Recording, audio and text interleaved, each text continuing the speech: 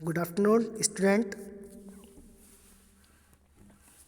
आज हम ninth unit में जो सेकंड जो पार्ट है स्टरलाइजेशंस ऑफ रबर आर्टिकल्स, अभी तक के हमने जो भी रबर आर्टिकल्स थे उसका हमने अभी तक के डिसइंफेक्शंस देखा था हमने कि हम उसको किस प्रकार से डिसइंफेक्टेड करते हैं, किस प्रकार से फ्री फ्रॉम उनकी जो सरफेस है उनसे जो भी कंटामिनेशन जो पार्टिकल्स है उसको हटाते हैं। अब हम रबर आर्टिकल्स का स्टरलाइजेशंस देखेंगे कि किस प्रकार से हम स्टरलाइज कर सकते हैं। स्टरलाइजेशंस का मतलब होता है फ्री फ्रॉम माइक्रो ऑर्गेनिज्म। कोई भी उसके अंदर जो भी माइक्रो ऑर्गेनिजम्स हैं उसको हम किस प्रकार से हटाते हैं या प्रॉपर किल कर देते हैं। ठीक है, तो स्टरलाइजेशंस ऑफ रबर आर्टिकल्स फर्स्ट है इसमें ऑटोक्लेविंग।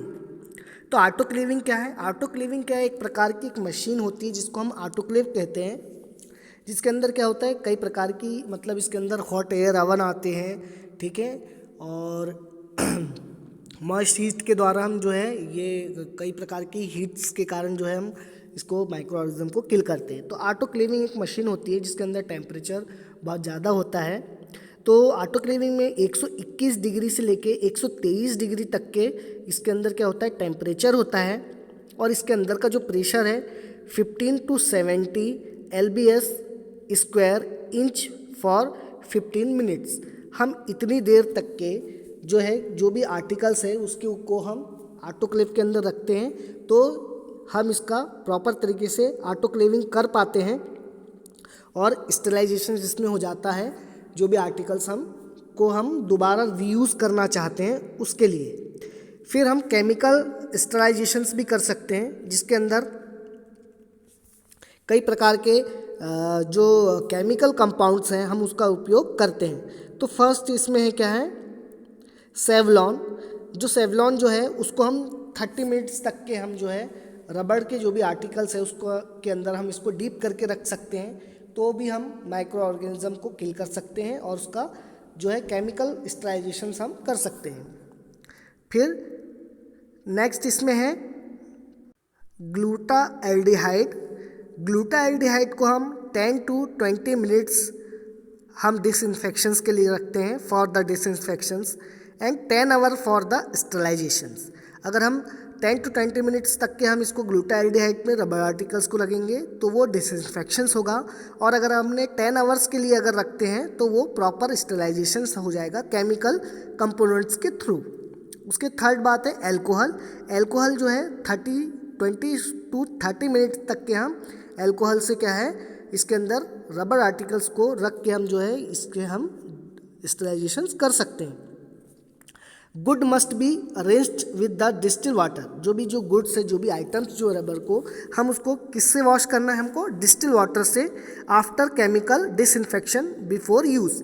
अगर हमको किसी भी पार्टिकल्स या किसी भी आर्टिकल्स को जो है हमको यूज़ करना है रबर आर्टिकल्स को, तो हमको क्या करना है कि जो भी गुड्स है जिसको भी हमने या जो भी आर्टिकल्स है जिसको हमने डिसइंफेक्शन किया हुआ है या स्टरलाइजेशंस किया हुआ है केमिकल कंपोनेंट्स के थ्रू, तो हमको उसको क्या करना है जो है रिंस वाटर, मतलब जो भी चलते हुए जो नल के नीचे पानी जो है उसके अंदर ले जाके इन सबको अच्छे से साफ करना है, उसके बाद ही हमको इसका यूज़ करना है। नेक्स्ट हम देखेंगे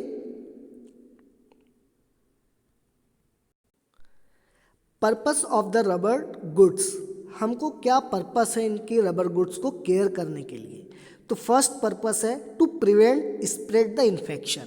मतलब जो भी इन्फेक्शन है जो एक से दूसरे को फैलता है स्प्रेड होता है उसको रोकने के लिए हम इस रबर गुड्स का केयर करते हैं। ठीक है, मतलब हम एक पेशेंट्स पे यूज़ करते हैं, अगर उसका काम हो मतलब उसको जब हम केयर प्रोवाइड कर देते हैं फिर हमें दूसरे पेशेंट को उससे वही रबर आर्टिकल से पेशेंट को केयर प्रोवाइड करना होता है, तो हम एक से दूसरे को अगर हम बिना उसको डिसइंफेक्शंस किए स्टरलाइजेशंस किए हम उसको दूसरे पर्सन्स को हम प्रोवाइड करते हैं, तो जो फर्स्ट में अगर किसी पर्सन को कोई प्रॉब्लम्स हुई कुछ इन्फेक्शंस हुआ है तो इन्फेक्शन दूसरे पर्सन को भी हो सकता है। तो to prevent the spread the infection जो एक दूसरे से इन्फेक्शन जो है क्रॉस इन्फेक्शंस को बचाने के लिए हम रबर आर्टिकल्स को केयर करते हैं और उनका स्टरलाइजेशंस और डिसइंफेक्शंस करते हैं।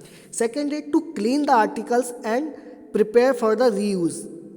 आर्टिकल्स जो भी है उसको हम आर्टिकल को रीयूज़ करने के लिए, उसको क्लीन करने के लिए और उसका दोबारा यूज़ में हम उस चीज़ को ला सके, इस कारण हम उस चीज़ को वॉश करके स्टरलाइजेशंस करके रखते हैं। टू रिमूव द स्टेन्स, जो भी उसके अंदर कुछ अगर लिक्विड फॉर्म या कुछ रह गया है, कुछ लग गया तो उस चीज़ को हम हटाने के लिए। To prevent the life of the articles, मतलब जो भी आर्टिकल्स है उसकी लाइफ को क्या करना है,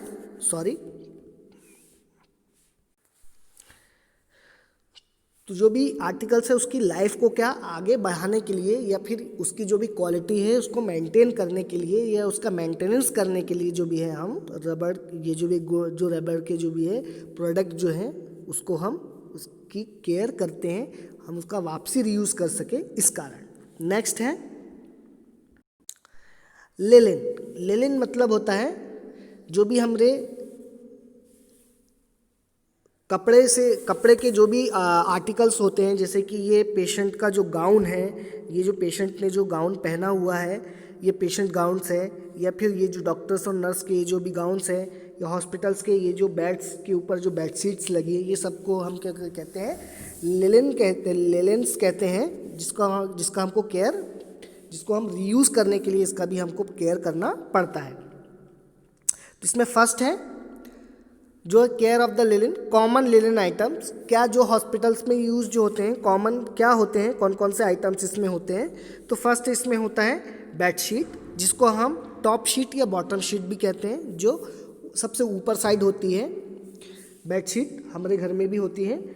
ड्रॉ शीट इसके नीचे जो होती है, इसके ऊपर जो बिछाते हैं बेडशीट के ऊपर, उसको ड्रॉ शीट बोलते हैं। क्लॉथ के कवर्स होते हैं, जैसे पिल्लोज के कवर्स होते हैं, ठीक है, वो सब चीज़। ब्लैंकेट्स होते हैं, ठीक है। फिर अदर क्लॉथ्स में होते हैं, टॉवल्स होते हैं, ठीक है, ड्रैपर्स होते हैं। तो ये बहुत सारे जो इसके अंदर जो यूज़ होने वाले जो भी है क्लॉथ्स होते हैं, जिनका हम डिसइंफेक्शंस करते हैं, ठीक है, और स्टरलाइजेशंस भी करते हैं। तो नेक्स्ट हम इसको बारी बारी से देखेंगे किस प्रकार से हम इसको डिसइंफेक्शंस, ये सब चीज़ एक ही मटेरियल के बने होते हैं, इसलिए उनको कॉमन तरीके से डिसइंफेक्शंस और रीयूज़ करने की जो टेक्निक्स है, जो केयर है, हम वो इसमें कर सकते हैं। तो हम आगे देखते हैं।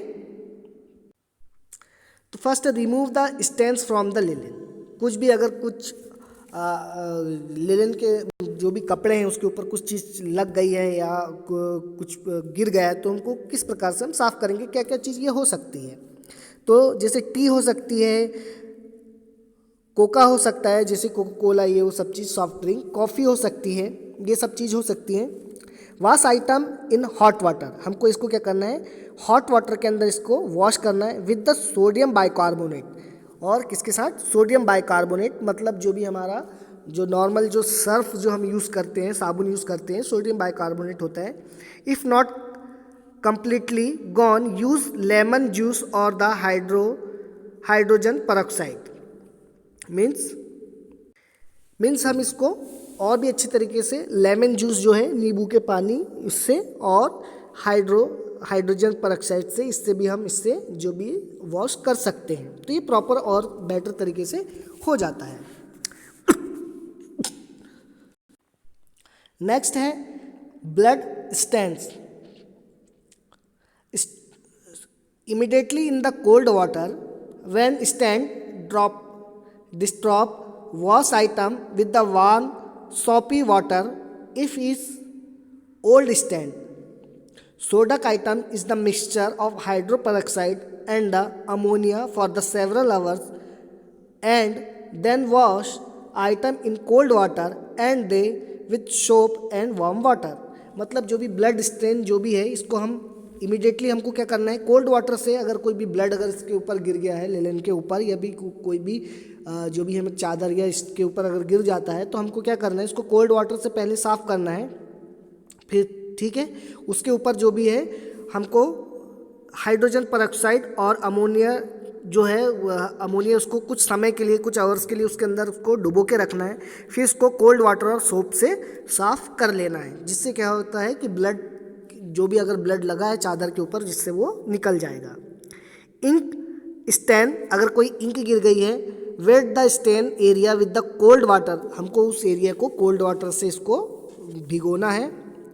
Sprinkle salt and lemon juice apply NH3 and wash the usual, और इसके ऊपर हम नींबू का जो जूस है, नींबू जो है उसका जो जूस निकाल के हम उसके ऊपर अप्लाई कर सकते हैं, और NH3 का यूज़ करके हम उसके ऊपर हम जो है इंक को निकाल सकते हैं। मेडिकल स्टेन, अगर कोई मेडिकल के ऊपर हो गई है, गिर जाती है, तो apply spirit and the wash usual, spirit जो है हम उसका यूज़ कर सकते हैं। कोई भी मेडिकेशन अगर इसके ऊपर गिर गई है उसका, तो हम स्प्रिट डाल के ऊपर, जो भी हमारे हॉस्पिटल्स में नॉर्मली स्प्रिट रहती है, तो हम स्प्रिट को डाल के और नॉर्मली इसको यूज़ करके हम उस स्टेन को जो भी है वॉश कर सकते हैं। जो भी हमारे कपड़े के जो भी आइटम्स हैं, जैसे कि मैंने पहले भी बताया था, बेडशीट्स है, ड्रॉ शीट है, क्लॉथ है, ब्लैंकेट है, इन सब चीज़ को हम नॉर्मली इस तरीके से, इस टेक्निक से क्या कर सकते हैं, वॉश आउट कर सकते हैं और उसका केयर कर सकते हैं। नेक्स्ट अपन देखेंगे cleaning and disinfection of uncontaminated linen. किस प्रकार से क्लीन करेंगे हम, डिसइंफेक्टेड करेंगे जो अनकंटामिनेटेड जो है, जो भी अपने पास जो कपड़े हैं, जो हॉस्पिटल्स में जो सप्लाईज जो होते हैं, उसको किस प्रकार से हम वॉश आउट करेंगे। Regularly send the dirty linen and the laundry for the washing and ironing. हमको क्या रेगुलरली क्या करना है, भेजना है कहाँ पे, लॉन्ड्री में। जो भी यूज़ हो चुके वाले जो भी चादर्स जो हैं उनको हमको लॉन्ड्री में भेजना है, किसके लिए, साफ करने के लिए और इस्त्री करने के लिए। Protect the mattress area with the draw mackintosh to potential area और soiling like the middle part. Protect the mattress area with the draw and mackintosh, मतलब जो भी मैट्रेस का जो बीच वाला हिस्सा है उसको हम प्रोटेक्ट करते हैं विद द ड्रॉ सीट और मैकेंटोश से हम उसको प्रोटेक्ट करते हैं, ठीक है। उसका जो बीच वाला जो पार्ट जो है वो प्रॉपर तरीके से बचा रहे इसलिए। तो protect the mattress area with the draw mackintosh for the potential area of the soiling like the middle part. Next है use mackintosh over the top sheet during the therapeutic procedure. हमको हमेशा मैकेंटोश को क्या करना है, मैकेंटोश को टॉप रखना है, मतलब जो भी हमारी जो भी मतलब लिनन जो है बेड के ऊपर जो बिछा हुआ है, जिसको हम बेडशीट बोलते हैं, उसके ऊपर अपने को मैकेंटोश को स्प्रेड करना है या मैकेंटोश को रखना है, ठीक है, जब भी हम कोई भी थेरेपेटिक प्रोसीजर करते हैं। Remove fresh stain using the appropriate solvent. हमको क्या करना है, अगर कुछ भी उसके ऊपर गिर गया है, जो भी जो क्लॉथ है उसके ऊपर अगर कुछ दाग अगर हो गए, तो उसको प्रॉपर तरीके से सॉल्वेंट में अपन को क्लीन करना है। Routinely inspect and send the linen for the repair. अगर कोई चीज़ फट गई है या कुछ ख़राब हो गई है तो प्रॉपर उसको हमको इंस्पेक्ट करना है, डेली हमको रूटीन में उसको चेक करना है, और अगर वो फट गई तो रिपेयर के लिए हमको भेजना है। सिक्स्थ है send the indent on time to keep extra linen at the hand. मतलब हमको इंडेंट के लिए भेजना है, कितने हमने क्लॉथ्स भेजे हैं, कितने हमने लिए हैं, इनको प्रॉपर तरीके से एक्स्ट्रा हमारे हाथ में आए हैं, प्रॉपर तरीके से उसका मेंटेन करके रजिस्टर में लिखना है।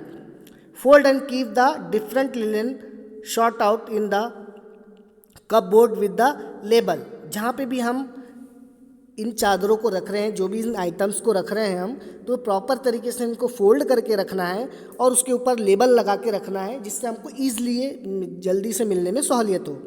Never put used linen for the floor. हमको भी जो भी यूज़ करने वाले जो भी यूज़ जो हो चुके हैं, जो भी चादरें यूज़ हो चुकी है, उसको हमको कभी ज़मीन पे नहीं फेंकना है। Use laundry box and bags. क्या करना है हमको, उसको ज़मीन पे नहीं फेंकना है, जो भी लॉन्ड्री बॉक्स है उसके अंदर हमको उसको डालना है। Maintain the record of the linen sent for the laundry. जो भी हमने आइटम्स भेजा लॉन्ड्री में साफ़ होने के लिए, तो हमको क्या करना है, उसका पूरा मेंटेन तरीके से प्रॉपर मेंटेन करके रखना है कि कितने हमने आइटम्स भेजे और कितने हमने रिसीव्ड किए हैं। तो ये इस प्रकार से जो भी है क्लीनिंग करना है, डिसइंफेक्शंस करना है और प्रॉपर केयर करना है जो भी हमारे जो आइटम्स जो भी पेशेंट को हम प्रोवाइड करते हैं उनके लिए, जो भी कपड़ों से बने होते हैं उनको, जिसके अंदर बेडशीट, ड्रॉ शीट, ये सब चीज़ आती है। नेक्स्ट अपन देखेंगे,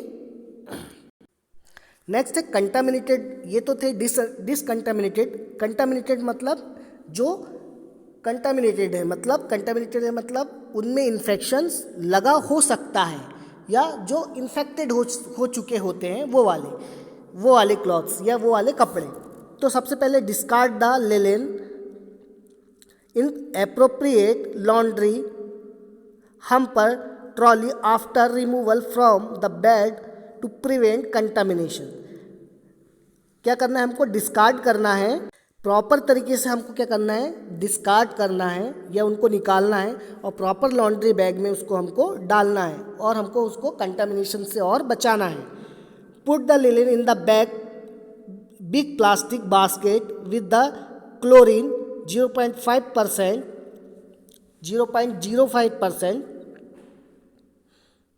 solution for the 10 minutes of the discontaminated from the linen। Means जो भी कंटामिनेटेड जो क्लॉथ्स है उनको हमको क्या करना है, एक बड़े से प्लास्टिक बकेट में जिसके अंदर क्लोरीन हो 0.5% का सोल्यूशन उसके अंदर हो, उसको 10 मिनट तक के हमको उस कपड़े को उसके अंदर डाल के रखना है। नेक्स्ट क्या है? Rinse in cold water to prepare for the autoclaving. Proper तरीके से उसको हमको क्या करना है, उस आइटम्स को प्रॉपर तरीके से ऑटोक्लेविंग करने के लिए भेजना है।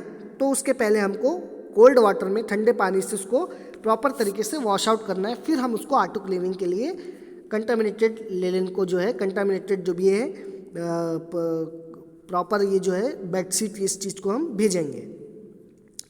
ड्राई इन सनलाइट, उसको ऑटोक्लेविंग करने के बाद हमको सनलाइट में, डायरेक्ट सनलाइट में हमको सुखाने के लिए रखना है। सनलाइट मतलब धूप, इसको धूप में हमको सुखाना है। Send for the autoclaving to make it self for use and the destroy all type of the pathogen include the spores. जब हम ऑटोक्लेविंग के लिए किसी भी इस टाइप के आइटम्स को भेजते हैं तो इसके अंदर जो भी माइक्रो ऑर्गेनिज्म और पैथोजन जो है वो क्या हो जाते हैं, इसके अंदर किल हो जाते हैं। Nearly store the appropriate cupboard, neatly store, proper तरीके से नीटली और साफ सफाई तरीके से, सफाई का ध्यान रखते हुए हमको प्रॉपर जो भी है कपबोर्ड्स जो है जहाँ पे इनको रखते हैं वहाँ पे प्रॉपर तरीके से ये भी आइटम को हमको रखना हुआ है। ठीक है। नेक्स्ट है,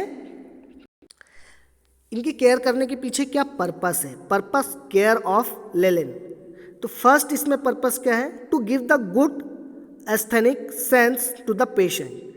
एक पेशेंट्स को गुड एस्थेनिक सेंस आए, मतलब अगर कपड़े साफ हो, उसमें से अच्छी सुगंध आती हो, या फिर प्रॉपर तरीके से वॉश आउट कपड़े हो, ये वॉश चादर हो, तो पेशेंट को भी अच्छा लगता है। तो उसको उसके प्रॉपर एस्थेनिक सेंस के लिए to keep the patient dry and the comfort. Patient को क्या हमेशा सूखा, मतलब उसकी स्किन को हमेशा जो कपड़े हैं हमेशा सूखे रहें, ड्राई रहें और कंफर्ट रहें, मतलब उसको आराम प्रदान करें। इस कारण हमको उसकी पे जो भी है, जो चादरें हैं और जो भी लेलिन जो है उनको क्लीन करके रखना है। To prevent the spread infection, जो भी इन्फेक्शन है एक दूसरे से प्रॉपर तरीके से मतलब एक दूसरे को ना फैले, एक पेशेंट से दूसरे पेशेंट को ना फैले, इसको प्रिवेंट करने के लिए हम क्या करते हैं, इसका यूज़ करते हैं। टू रिमूव द स्ट्रेंस, जो भी उसके अंदर कुछ दाग धब्बे जो भी अगर कुछ लग गया तो उसको हटाने के लिए। टू नेक्स्ट है to prolong of the life, to prolong life of item. जो भी आइटम्स जो है उसको क्या करना है, उसकी लाइफ को क्या है बढ़ाने के लिए, आगे प्रॉपर तरीके से बढ़ाने के लिए जो है उसका अपन यूज़ करते हैं, मतलब केयर करते हैं। नेक्स्ट में हम देखेंगे कि किस प्रकार से हम ग्लास आइटम्स को हम जो है वो प्रिपेयर्ड या प्रॉपर तरीके से हम केयर उसकी प्रोवाइड करते हैं, किस प्रकार से। तो नेक्स्ट वाले वीडियो में हम नेक्स्ट टॉपिक देखेंगे जो है ग्लास वेयर को किस प्रकार से हम डिसइंफेक्टेड करते हैं और ग्लास आइटम्स में कौन कौन से आइटम्स आते हैं उनको हम किस प्रकार से उनकी प्रॉपर केयर करते हैं।